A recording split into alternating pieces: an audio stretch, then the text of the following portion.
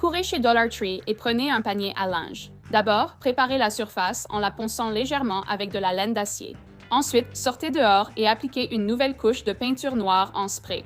Prenez des lanières de cuir restantes et commencez à les tresser à travers les trous, rangée par rangée. Et voilà, vous avez un organiseur chic et économique pour vos chapeaux, écharpes ou tout ce dont vous avez besoin.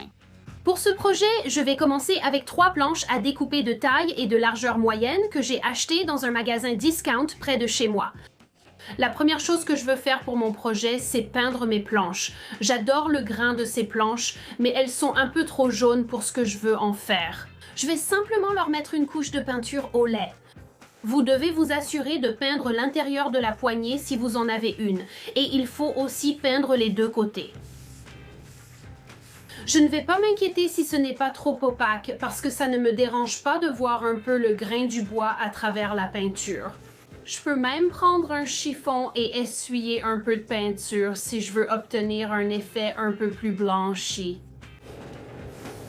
Maintenant que la peinture est sèche sur mes 3 planches à découper, je vais prendre mon papier de verre et je veux juste poncer un peu les bords. J'adore l'aspect des objets vieillis, donc je veux donner à celui-ci juste un petit côté ancien.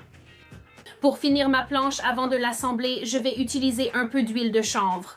L'huile de chanvre est sûre à consommer et sert aussi de très bon revêtement pour la peinture au lait ou à la craie.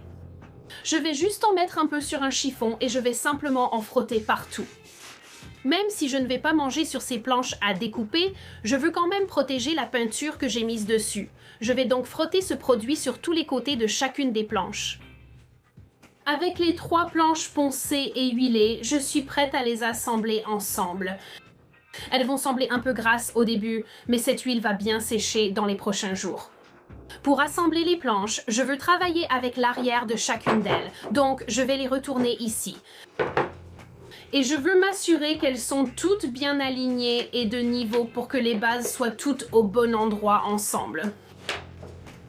Et ce que je vais faire, c'est prendre certaines de ces charnières récupérées que j'ai. Et si vous n'en avez pas déjà de récupération, vous pouvez toujours en acheter dans un magasin de bricolage. Ce sont juste des petites charnières de piano ici. Et vous voulez vous assurer que cette petite partie surélevée soit à l'intérieur. Vous ne voulez pas la mettre entre vos planches parce que ça va créer un trop grand espace. Et je vais mesurer tout ça dans un instant. Donc maintenant, je vais m'assurer d'avoir quelques repères sur ma planche. Comme ça, je peux m'en servir pour aligner mes planches ici. Et je vais simplement les placer à environ 2,5 cm du haut de ma ligne ici et à environ 2,5 cm du bas de ma ligne là. Une fois que j'ai mes charnières en place, il est temps d'ajouter quelques vis pour les fixer définitivement là où elles sont. Donc je vais simplement les visser. Je vais donc commencer par fixer seulement les 4 vis du bas, puis m'assurer que tout est parfaitement de niveau en bas avant de fixer toutes les autres vis. D'accord, je vais juste m'assurer que c'est bien de niveau. Et c'est parfait. Je vais donc fixer le reste de mes vis et vous pouvez voir que j'ai un peu fendu mon bois ici, mais ce n'est pas grave. Une fois que vous voyez l'extérieur, vous ne le remarquez vraiment pas. Et puis, ça ne me dérange pas. En fait, j'adore quand les choses ont l'air plus usées et abîmées. Maintenant que mes planches sont assemblées, je peux les glisser en place et cacher ce coin encombré de mon plan de travail. Elles se glissent en place si facilement. Elles peuvent être déplacées facilement et maintenant je peux dissimuler toutes ces affaires dans ce coin. Ce projet était amusant, facile à faire et idéal pour utiliser des planches à découper du magasin à $1. Marre du désordre? Voici 6 idées simples pour s'en débarrasser définitivement. Commençons par le tiroir à bazar parce qu'on en a tous un. Sortez tout pour pouvoir vraiment voir avec quoi vous travaillez ici. Ajoutez des organiseurs de tiroirs pour diviser l'espace et ranger les petits objets, puis regroupez-les par catégorie en les remettant à leur place. Quand vous trouvez des objets qui n'ont rien à faire ici, allez les remettre à leur vraie place dans la maison pour éviter de remplir votre tiroir avec tout un tas de choses inutiles. Il est maintenant bien plus simple de trouver ce qu'il me faut. Si les câbles de chargement tombent toujours par terre et donnent un aspect désordonné à votre espace, ajoutez quelques-uns de ces supports adhésifs pour câbles sur le côté de votre table de nuit. Cela garde vos chargeurs accessibles et hors du sol, très pratique pour attraper un câble et charger votre appareil. Tirez le câble quand nécessaire, puis replacez-le sur le côté de votre table de nuit après usage. Un petit changement peut vraiment transformer l'aspect visuel. Si les chaussures de vos enfants envahissent votre entrée, cette astuce est pour vous. Utilisez un grand panier comme endroit officiel pour que chacun y dépose ses chaussures en rentrant. Ça permet de tout garder rassemblé. Vous ne trébuchez plus sur des tas de baskets et c'est un système vraiment facile à suivre pour les petits-enfants. Si vos tiroirs de cuisine sont en désordre, sortez tout et nettoyez d'abord le tiroir. Ensuite, placez quelques organiseurs de tiroirs pour compartimenter vos ustensiles et remettez tout en place soigneusement. La cuisine devient bien plus simple quand on trouve ce dont on a besoin sans chercher parmi un tas d'ustensiles, fouets et ustensiles de service. J'ai aussi pris ce joli pot de fleurs pour y mettre mes ustensiles les plus utilisés juste à côté de la cuisinière, ce qui est super pratique à avoir sous la main pendant que je cuisine et ça rend vraiment bien sur le plan de travail. En plus, ça m'a permis de libérer un peu d'espace dans le tiroir. Pour les jouets constamment éparpillés dans le salon, prenez un panier décoratif et rassemblez tout à l'intérieur. J'ai mis tous les super-héros de mon fils ici. Placez le panier sous une table d'appoint pour dissimuler les jouets tout en les rendant très accessibles aux enfants. Si des clés, sacs à dos, vestes et objets s'accumulent dans l'entrée, il est temps de créer un espace vide-poche. Quelques crochets muraux empêchent les manteaux et les sacs à dos de traîner par terre, tandis qu'un joli bol décoratif accueille clés, portefeuilles, lunettes et petits objets. Quand chaque chose a sa place, le désordre n'a aucune chance. Ces petits projets de désencombrement prennent peu de temps mais transforment l'ambiance de votre maison.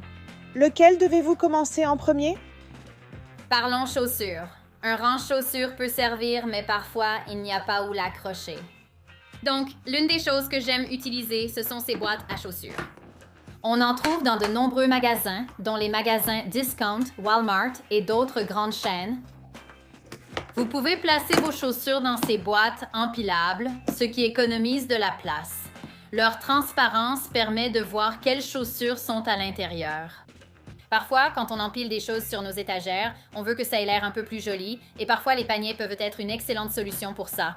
On trouve des paniers en plastique comme ceux-ci dans un magasin Discount. Ces paniers en tissu viennent aussi du magasin à 1 $, donc c'est surtout une question de préférence d'apparence et de solidité. Parfois, je prends même les paniers et je les empile l'un dans l'autre, comme ça j'ai la bonne durabilité de l'un mais le joli aspect de l'autre.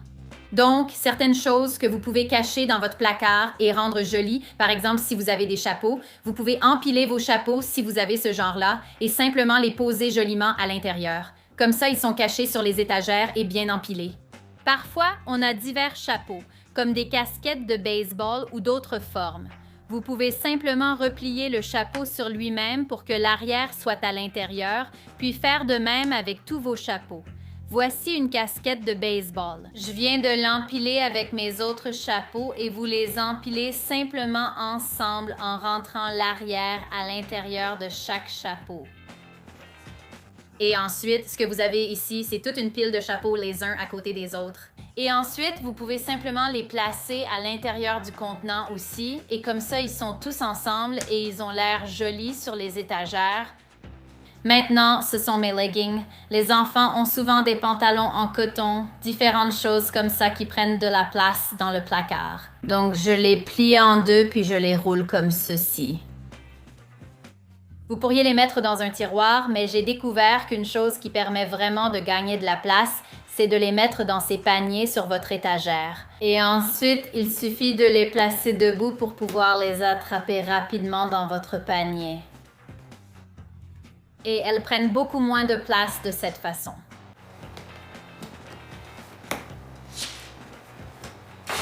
Et voici à quoi elles ressemblent. Avec juste un peu d'organisation et quelques astuces, vous pouvez facilement ranger beaucoup plus de choses dans votre placard.